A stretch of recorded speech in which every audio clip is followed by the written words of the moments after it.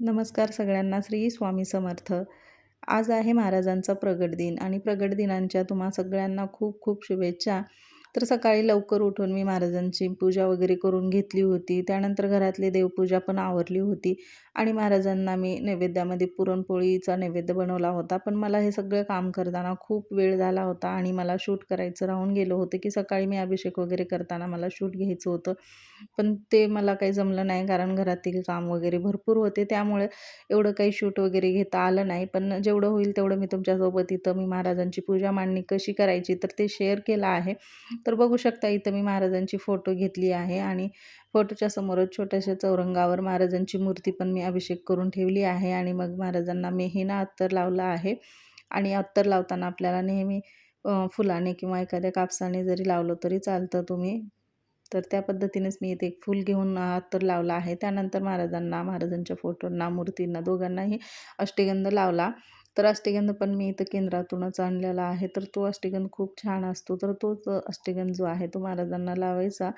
तर इथं बघा मी महाराजांना अष्टगंध लावल्यानंतर पण महाराजांना वस्त्र अर्पण केलं आणि वस्त्र घातल्यानंतर मग त्यानंतर ही अशी छोटीशी माळ आहे तर ती माळ पण महाराजांना घातली आणि त्यानंतर माझ्याकडे असा फेटा पण आहे. तर महाराजांसाठी मी असे वस्त्र, फेटा भरपूर वेगवेगळ्या प्रकारचे आणले आहेत. तर ते मी महाराजांना घालत असते आणि बघा इथं अशी पूजा मांडणी केली आहे. तर सकाळी खूप घाई होती त्यामुळे मला अभिषेक हे करतानाचा व्हिडिओ काही घेता आला नाही. म्हणून मग मी नंतर पूजा मांडणी समोरच्या साईडनं करत होते.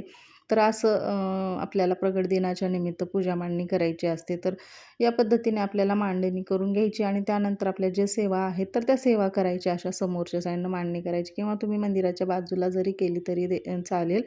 कारण इथं माझ्यासमोर मंदिराच्या समोर जी आहे ती जागा भरपूर आहे. त्यामुळे मी इथं समोरच मांडणी करत असते. पण जेव्हा मंदिर नव्हतं माझ्याकडेही त्यावेळेस मी साईडलाच असं चौरंगावर किंवा एखाद्या पाट्यावर मांडणी करत होते. तर बघा त्यानंतर मी फुलं अर्पण केले तर गुलाबाचं फूल आहे इथं. त्यानंतर जे असेल ते चालतं पण महाराजांना जास्त करून पिवळं फुलच अर्पण करायचे कारण पिवळं फुल हे महाराजांना खूप आवडतं. त्यामुळे इथं बघा मी जे आहेत ते फुलं माझ्याकडे ते असं व्यवस्थित असं अर्पण करून व्यवस्थित सजवत होते. असं छान पद्धतीनं पूजा मांडणी करायची. आणि त्यानंतर मग आपण समोर बसून व्यवस्थित अशी सेवा करता येते. कारण महाराजांच्या प्रगट दिनानिमित्त किंवा पुण्यतिथीनिमित्त आपल्याला अशी पूजा मांडणी करायची असते आणि त्यानंतर सेवा करायची असतात. तर आपल्या घरातल्या सगळ्यांनी मिळून ही पूजा करायची असते किंवा या पूजेच्या टायमिंगला उपस्थित राहायचं असतं आणि सगळ्यांनी आरती वगैरे करायची आहे. सकाळी जर लवकर उठून केलं तर अतिउत्तमच. पण सकाळी माझ्याकडे वेळ नव्हता म्हणजे मी सकाळी पूजा वगैरे केली होती, आरती केली होती. ही जी आरती आहे म्हणजे ही जी पूजा मांडणी आहे तर ही 10:30च्या नंतर करत होते मी. तर या पद्धतीने अशी मांडणी केली होती आणि त्यानंतर महाराजांना नैवेद्यामध्ये पण पुरणपोळी बनवायची होती आणि म्हणजे पुरणपोळीचा स्वयंपाक म्हणल्यानंतर पण खूप वेळ लागतो म्हणून मला सकाळचं काही शूट करता आलं नाही. आणि त्यानंतर सेवा असतातच आपल्या आणि सेवा पण करणं गरजेचंच असतं आणि प्रगट दिनानिमित्त तर आपल्याला भरभरून अशा सेवा करायच्या होत्या आणि सकाळी अभिषेक करतानाही आपल्याला सेवा करायच्या होत्या. तर त्यामुळे इथं मी गळती वगैरे ठेवून त्यानंतर मग सेवा करून घेतल्या होत्या. तर सेवा करताना आपल्याला बघा अभिषेक करते वेळेस पण आपल्याला पहिल्यांदा अथर्वशीर्षमचं पठण करायचं असतं. त्यानंतर आपल्याला पुरुष सूक्त, स्त्री सूक्त, त्यानंतर पौमान सूक्त, त्यानंतर मग रामरक्षा जी आहे ती असं सगळं काही सेवा आपल्याला पठण करायचे असतात आणि मग ती सेवा करत करतच आपल्याला अभिषेक करायचा असतो. तर हे सगळं सेवा वगैरे करून झाल्या होत्या पण ही जी मांडणी आहे तर ही मांडणी राहिली होती आणि इथं आता नैवेद्य पण दाखवायचा होता म्हणून मी अशी समोरच्या साईडनं मांडणी करूनच मग नैवेद्य दाखवणार होते. तर मला पण खूप म्हणजे खूप कामाचा लोड पडला होता त्या दिवशी आणि त्यामुळे ही व्हिडिओ जो आहे तो थोडासा तुम्हाला लेट येईल. कारण एडिटिंगला पण वेळ लागतो आणि थोडासा छोटाच आहे व्हिडिओ पण एवढंच पण एडिटिंग करायला वेळ खूप लागतो कारण सध्या मुलांच्या एक्झाम वगैरे चालू आहेत. त्यांचा पण अभ्यास वगैरे घ्यायचा असतं त्यामुळे एवढं काही वेळ भेटला नाही म्हणून थोडासा लेट येईल तुम्हाला हा व्हिडिओ. तर बघा इथं फुलं वगैरे असं सजवून घेतल्यानंतर मग मी महाराजांना धूप-दीप ओवाळून घेतला आहे आणि मग त्यानंतर मी नैवेद्य पण दाखवणार आहे. तर अशा पद्धतीनेच आपल्याला महाराजांच्या प्रगट दिनानिमित्त सेवा आणि पूजा करून घ्यायची होती. तर या पद्धतीनेच मी पण सेवा, पूजा करून घेतली होती आणि त्यानंतर मग केंद्रामध्ये पण जायचं होतं. पण केंद्रामध्ये जायला पण मला म्हणजे जमलं नाही आणि काही ना काही अडचणीच आल्या कारण केंद्रामध्ये पण जाणं काल शक्य झालं नाही. कारण काय होते माहिती आहे का, कोणत्याही कामाला अगोदर योग यायला पाहिजे. तर योग येणं खूप गरजेचं आहे. पण मला काही तेवढा योग आलाच नाही काल. कारण मुलांना ना शाळेतून यायला उशीर झाला आणि त्यानंतर ऊन पण भरपूर झालं होतं ना, आता थोडं ऊन जास्त म्हणजे जाणवत आहे. त्यामुळे केंद्रामध्ये पण जाणं शक्य झालं नाही आणि आमच्या घरापासून भरपूर असं लांब केंद्र आहे. त्यामुळे उन्हाचं ना जाणं शक्य झालं नाही आणि त्यानंतर मग गर्दी पण भरपूर असते केंद्रामध्ये आणि मुलं पण नको म्हणत होते येण्यासाठी सोबत. त्यामुळं मग मला पण काही जाणं झालं नाही. पण एखाद्या दिवशी जर केंद्रामध्ये नक्की जाणार आहे आणि तो पण व्हिडिओ तुमच्यासोबत नक्की शेअर करेन मी. असो बघा तुम्ही, त्यानंतर इथं मी महाराजांना आरती वगैरे ओवाळून घेतली आणि आता अशी झाली होती ही पूजा. तर बघू शकता तुम्ही किती छान आणि प्रसन्न वाटतं.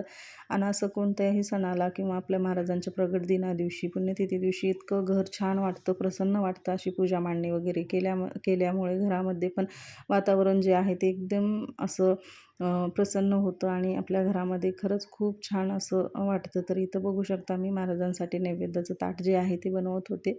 तर इथं मी पुरणपोळी ताटामध्ये ठेवली आणि त्यानंतर इथे एका वाटीमध्ये दूध ठेवणार आहे. तर आपण जसं जेवण म्हणजे स्वतःला वाढून घेतो त्या पद्धतीनेच महाराजांना पण जेवण जे आहे ते वाढायचं. असं नाही की महाराजांना म्हणा की देवाला आपण छोटंसं नैवेद्य बनवून नंतर छोट्याशाच ताटामध्ये जेवण किंवा नैवेद्य दाखवायचं. तर असं न करता केव्हाही आपण जेव्हा देवाला नैवेद्य दाखवतो तेव्हा आपण जसं खातो त्या प्रमाणेच आणि त्या पद्धतीनेच देवालाही नैवेद्य दाखवायचा असतो. तर बघा इथं मी भात आणि आमटी पण एका ठिकाणी ठेवली आहे आणि त्यानंतर सेंटरला ठेवून मग आमटी पण एका वाटीमध्ये वाढत आहे. तर असा मी पुरणपोळीचा जो प्रसाद आहे किंवा नैवेद्य आहे तो बनवला होता. त्यानंतर इथं कांदा भजी जे आहे ते महाराजांना खूप आवडतात. तर मी इथं भजी पण बनवली होते. त्यानंतर थोडेसे पापड वगैरे महाराजांना ठेवले. असं पद्धतीने मी नैवेद्य जो आहे तो महाराजांसाठी बनवला होता. आणि असंही म्हणतात की महाराजांच्या आवडीचा जो नैवेद्य आहे तो पुरणपोळीच आहे. त्यानंतर महाराजांना कांदा भजी पण आवडत होते, बेसनचे लाडूही आवडत होते. तर तुम्ही बेसनचे लाडू देखील महाराजांना अर्पण करू शकता. महाराजांना बेसनचे लाडू पण खूप आवडतात. आणि पुरणपोळीचा पण नैवेद्य मी बनवतच असते. प्रत्येक वेळेस मी महाराजांना पुरणपोळीचा नैवेद्य आवर्जून आणि आठवणीनंच बनवत असते. कारण मी कुठल्याही सणाला किंवा कोणत्याही महाराजांची पुण्यतिथी किंवा प्रगट दिन आहे त्यावेळेस मी पुरणपोळी महाराजांना आवर्जून बनवत असते. तर अशा पद्धतीने मी नैवेद्याचं ताटही बनवून घेतलं आणि ज्या ठिकाणी पूजा मांडणी केली आहे त्याच्या बाजूलाच थोडंसं आपल्याला डाव्या साईडलाच महाराजांचा समोरच्या साईडनं थोडीशी जागा नव्हती म्हणून मी असं साईडलाच पाण्याने भरलेला भरीव चौकोन काढला आहे आणि त्यावर महाराजांचं नैवेद्याचं ताट ठेवायचं आणि नैवेद्य अर्पण करताना केव्हाही आपल्याला तुळशीपत्र ठेवायचं असतं. तुळशीपत्राशिवाय नैवेद्य हा अपूर्ण असतो. त्यामुळे अगोदर आपल्याला तुळशीचे पानच नैवेद्यावर ठेवायचं आहे. तर असे मी तुळशीचे पान वगैरे नैवेद्यावर ठेवून मग त्यानंतर महाराजांना आपल्याला 3 वेळेस गायत्री मंत्र म्हणून मग आपल्याला नैवेद्य जो आहे तो अर्पण करायचा असतो. तर या पद्धतीनेच आपल्याला नैवेद्य पण अर्पण करायचं आहे. तर व्हिडिओ अगदी छोटासा आहे, जास्त काही व्हिडिओ घेणं झालं नाही. त्यानंतर म्हणजे मला घरातले पण काम वगैरे आवरून घ्यायचं होतं. त्यानंतर मुलाला माझ्या शाळेतून पण घेऊन यायचं होतं. तर जेवढं होईल तेवढं मी तुमच्यासोबत शेअर करण्याचा प्रयत्न केला आहे आणि या पद्धतीनेच मी प्रकट दिन साजरा केला आहे महाराजांचा.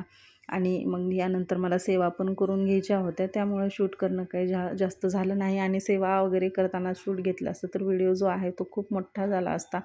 आणि व्हिडिओमध्ये म्हणजे तुम्हाला शेअर करण्यासारखं काही नाही, फक्त सेवाच करायचं होतं. तर एवढं काही म्हणजे शेअर करणं झालं नाही.